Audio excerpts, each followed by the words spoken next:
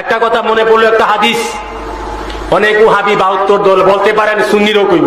হাদিস শরীফে আসছে, মান কালা লা ইলাহা ইল্লাল্লাহ ফাকাদ ফাকা কি মান কালা লা ইলাহা ইল্লাল্লাহ ফাদাখালা জান্নাহ। হাদিস শরীফে আসছে, মান কালা লা ইলাহা ইল্লাল্লাহ ফাদাখালা জান্নাহ। কেউ যদি একবার লা ইলাহা ইল্লাল্লাহ পড়ে সে জান্নাত।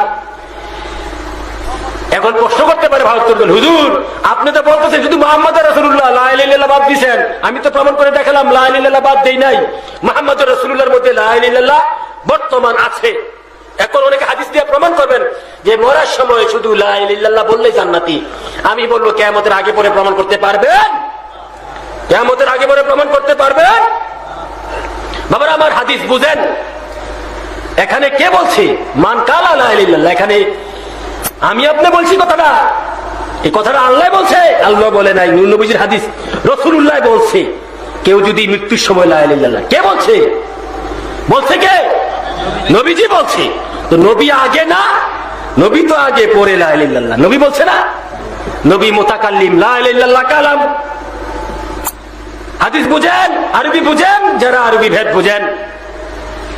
নবী তো জান মুতাকাল্লিম মানে তিনি বক্তা, তিনি না বলছে লা ইলাহা ইল্লাল্লাহ।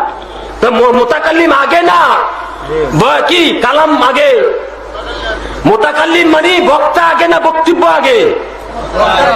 বক্তা বক্তব্য বুঝেন? আমি স্বয়ং বক্তা, আমার কথাগুলা বক্তব্য।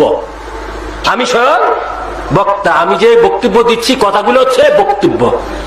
তো হুজুর পাক নূর নবী স্বয়ং বক্তা, তিনি তো বলছেন তো বক্তা না আগে, বক্তব্য তো পরে। বক্তা না হইলে বক্তব্য হবে? আপনি না হইলে কথা বলতে পারবেন? আপনি না হইলে তো কথা বলতে পারবেন? আগে বক্তা, পরে বক্তব্য। অতএব প্রমাণ হইল মুহাম্মদ রাসূলুল্লাহ আগে, লা ইলাহা ইল্লাল্লাহ পরে।